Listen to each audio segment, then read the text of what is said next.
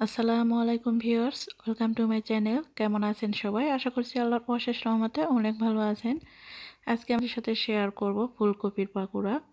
সন্ধ্যার চায়ের আড্ডায় কিন্তু এই ফুলকপির পাকোড়া অনেক ভালো লাগে খেতে। আশা করছি আজকের এই পাকোড়া রেসিপি আপনাদের কাছে ভালো লাগবে। ভালো লাগলে লাইক দিয়ে সাথেই থাকবেন। আর আপনারা যদি আমার চ্যানেলে নতুন হয়ে থাকেন তাহলে প্লিজ চ্যানেলটিকে সাবস্ক্রাইব করে দিবেন। আর যারা অলরেডি করে দিয়েছেন তাদেরকে অসংখ্য ধন্যবাদ। তো পাকোড়া বানানোর জন্য এখানে একটা ফুলকপি আমি নিয়েছি, আর ফুলকপিটা একটু টুকরো করে কেটে নিয়েছি, আর খুব ভালো করে ধুয়েও নিয়েছি, আর খুব ভালো করে বেছে নিতে হবে যাতে পোকা না থাকে ভিতরে। তো প্রথমেই আমি ফুলকপি ভাপিয়ে নেব। তার জন্য চুলে একটা প্যানে আমি পর্যাপ্ত পরিমাণে পানি গরম করে নিয়েছি, আর এখানে 1 চা চামচ লবণ দিয়ে দিলাম। লবণটা দিয়ে পানির সঙ্গে খুব ভালো করে মিশিয়ে নিয়েছি, আর পানিটা খুব ভালো করে গরম হয়েছে। এ পর্যায়ে আমি ফুলকপিগুলো দিয়ে দিলাম। ফুলকপির টুকরো দেওয়ার পরে একটু নেড়ে নিচ্ছি, আর এই ফুলকপি আমি 3 মিনিট এই গরম পানিতে ভাপিয়ে নেব। তাহলে অনেকটা কিন্তু সফট হয়ে আসবে, তাহলে এই পাকোড়াটা খেতে আরও বেশ ভালো লাগবে। তো আমি 3 মিনিট ভাপিয়ে নিয়েছি, তারপর পানি থেকে আমি তুলে নিচ্ছি, আর পানিটা খুব ভালো করে আমি ঝরিয়ে তুলে নেব। তুলে নিয়ে একটা মিক্সিং বোলে আমি নিয়ে নিয়েছি ফুলকপির টুকরোগুলো। এখানে 1/2 চা চামচ হলুদ গুঁড়া দিয়ে দিলাম, আর 1 চা চামচ দিয়ে দিচ্ছি লাল মরিচের গুঁড়া, দিয়ে দিচ্ছি এখানে 1/2 চা চামচ ভাজা জিরার গুঁড়া, দিয়ে দিচ্ছি এখানে স্বাদ অনুযায়ী লবণ, আর 1 চা চামচ দিয়ে দেব আদা রসুন বাটা। এখন এখানে দিয়ে দিচ্ছি কিছু ধনিয়া পাতা কুচি,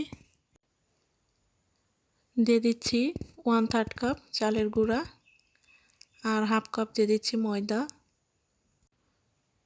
সামান্য পরিমাণ পানি দিয়ে দিচ্ছি, আর এখন হাত দিয়ে খুব ভালো করে মেখে নেব।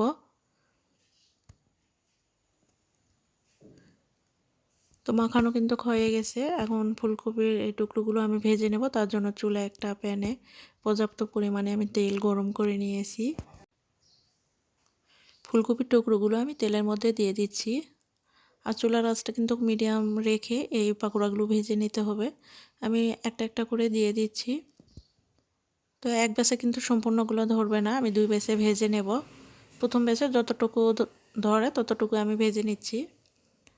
তো এক পাশটা যখন হয়ে আসবে এভাবে উল্টে দিচ্ছি, চারপাশে যেন সমানভাবে কালার আসে, আর একটু লাল লাল করে ভেজে নিতে হবে, তাহলে খেতে কিন্তু এই পাকোড়াগুলো অনেক ভালো লাগবে।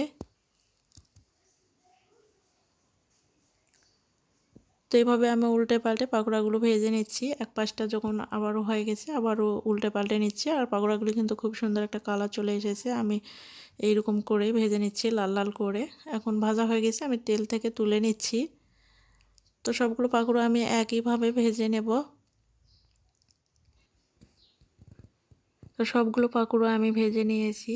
দেখতে পাচ্ছেন পাকোড়ার কালারটা মাশাআল্লাহ অনেক সুন্দর হয়েছে, আর খেতেও কিন্তু অনেক মজা। তো এগুলো এখন সসের সঙ্গে পরিবেশন করতে পারেন, আবার এমনিও খাওয়া যায়। খেতে কিন্তু অনেক ভালো লাগে। আশা করছি আজকের এই পাকোড়া রেসিপি আপনাদের কাছে ভালো লেগেছে। ভালো লাগলে প্লিজ লাইক কমেন্ট শেয়ার করে দেবেন বেশি বেশি করে, আর এরকম নিত্য নতুন রেসিপি পেতে আমার চ্যানেলটিকে সাবস্ক্রাইব করে পাশে থাকা বেল আইকনটি প্রেস করে রাখবেন। আজকে এখানে বিদায় নিচ্ছি। আল্লাহ হাফেজ। আসসালামু আলাইকুম।